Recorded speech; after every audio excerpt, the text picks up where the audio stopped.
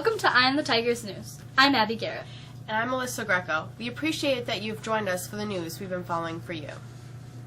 Anonymous telephone threats against commercial airliners on Monday, possibly from the same source, caused a scare involving at least 6 international flights at airports in New York, New Jersey, and Massachusetts. Authorities said the threats did not appear to be credible. They described searches done on the jets as a precaution. In one instance, Monday morning, U.S. military jets escorted an Air France flight into New York City after someone claimed a chemical weapon was aboard the aircraft. The FBI said a Saudi Arabian Airlines flight arriving at Kennedy also was being checked out because of another threat. Authorities said a third threat was made against an American Airlines jet flying from Birmingham, England to Kennedy while it was still in the air, airline spokesman Kent Powell said. Authorities initially told the pilot to land and taxi to a remote area away from the terminal, but later radioed that the threat was not credible and cleared the plane to go to the terminal. Recovery teams were resuming the search early this morning for 12 members of 2 families who are missing after a rain-swollen river in central Texas carried a vacation home off its foundation, slamming it into a bridge downstream. The hunt for the missing picked up after a holiday weekend of terrible storms that dumped record rainfall on the plains and Midwest, caused major flooding and spawned tornadoes, and killed at least 8 people in Oklahoma and Texas. More than 1,000 homes have been damaged or destroyed in Texas, and thousands of residents are displaced. Authorities were also searching for victims and assessing damage just across the Texas-Mexico border in Ciudad Acuna, where a tornado Monday killed 13 people and left at least 5 unaccounted for. Only 53% of New York voters think favorably of Governor Andrew Cuomo on all-time low, according to a new poll from Siena College Research Institute. Across the state, 2 out of 3 Democrats find Cuomo favorable. Only 1 out of 3 Republicans feel the same way.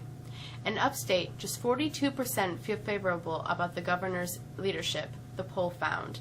Yet some of Cuomo's ideas, Startup New York, the SAFE Act, and ethics reform, are getting good reviews from the voters. The Siena poll surveyed 695 registered voters across New York from May 18th to 21st. It has a margin of error of plus or minus 3.7 percentage points. Charter Communications is close to buying Time Warner Cable for about $55 billion, says 2 people familiar with the negotiations. The people spoke on condition of anonymity because of the private nature of the deal talks.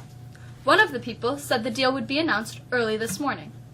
Charter had wanted to buy Time Warner Cable earlier, but Time Warner Cable chose a $45 billion offer from Comcast instead. Comcast walked away from the Time Warner Cable deal after regulators pushed back against it. Regulators had concerns that the 2 companies together would undermine online video competition. The combined company would have served more than half the country's broadband subscribers. And if seniors were planning a prank this year, they may want to think twice. Police have charged 7 suspects in a senior prank that released 72,000 ladybugs in a public high school. The St. Mary's County's Sheriff's Office says in a news release that early May 20th, 5 people forced open a door at Chopticon High School in Morganza, Maryland. Deputies say the pranksters, who were wearing masks and hoodies, released a swarm of ladybugs throughout the school, while 2 others waited in a car. One suspect ordered the ladybugs online, deputies say. 4 juveniles have been charged with burglary, property destruction, and disruption of school activities. They were released to their parents. Deputies say 3 adults will be charged by criminal summons. Hot and steamy today for sure. What will the rest of the week bring? Here's Sarah with the forecast.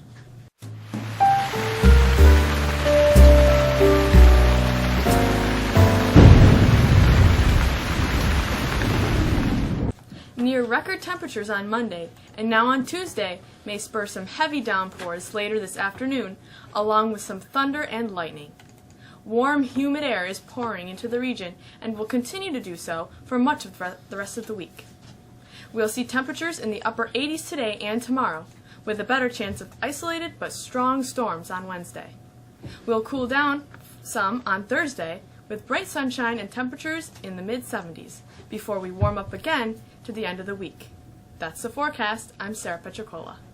We want to wish the girls softball team all the best today in their sectional playoff game against Oneida. Let's bring in Andrea Ross with a look at sports.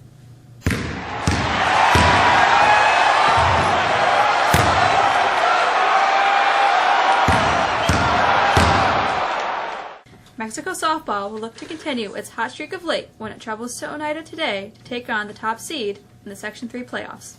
Mexico advanced to the semifinal round after a convincing win at Central Valley last week. Hot hitting from seniors Kaylin Hyde and Courtney Clark, along with junior Kennedy Lamb, have been the difference. So is Clark's pitching and the team's improving defense. The girls' track team qualifiers will head to the Section 3 championships on Wednesday, while the boys do the same on Friday. Houston's James Harden scored a playoff career-high 45 points as the Rockets led from start to finish to avoid elimination in the Western Conference Finals with a 128-115 victory over the Warriors on Monday night. The Warriors still hold a commanding 3-1 lead in the series. In the Eastern Conference, Cleveland will look to sweep Atlanta tonight. Two people familiar with the situation tell the Associated Press that Tom Brady's appeal of his 4-game suspension for his role in the deflated football scandal won't be heard by Wednesday's 10-day deadline. Both sources spoke on condition of anonymity Monday because no date for the appeal has been set.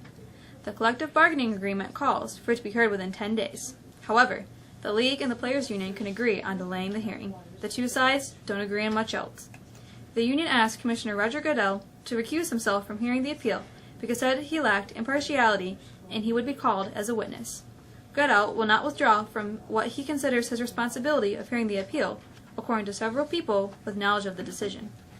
That's it for sports. I'm Andrea Ross. With a look at what's on the calendar, here's Emma.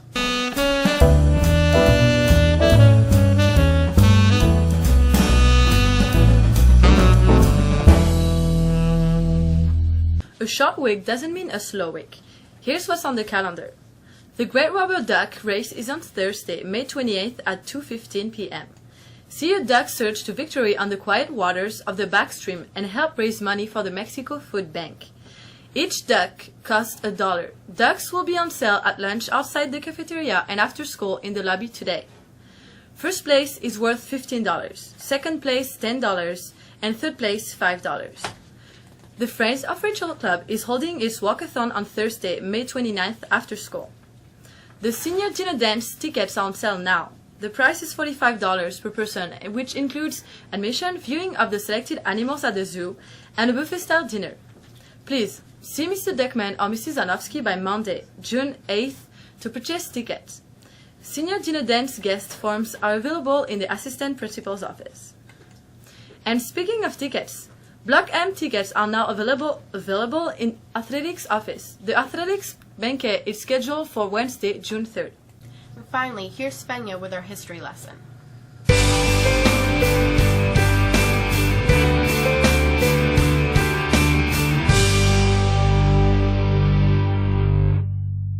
On this day in history, in 1521, Martin Luther was declared an outlaw and his writings were banned by the Edict of Worms.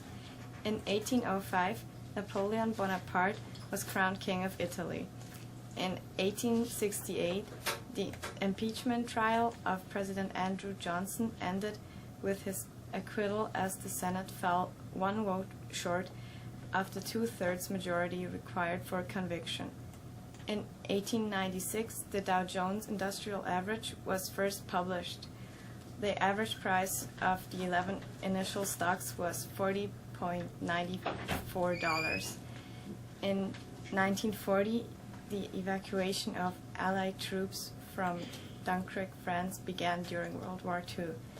In 1969, Apollo 10 returned to Earth after a mission that served as a dress rehearsal for the moon landing. In 1978, the first legal casino in the eastern United States opened in Atlantic City, New Jersey. In 2009, California's Supreme Court upheld the Proposition 8 gay marriage ban, but said the 18,000 same-sex weddings that had been taken place before the prohibition passed were still valid. There's your history. I'm Svenja. That's all for us today. For the staff of Eye on the Tigers News, thanks for joining us. I'm Abby Garrett. And I'm Melissa Greco. Have a nice day.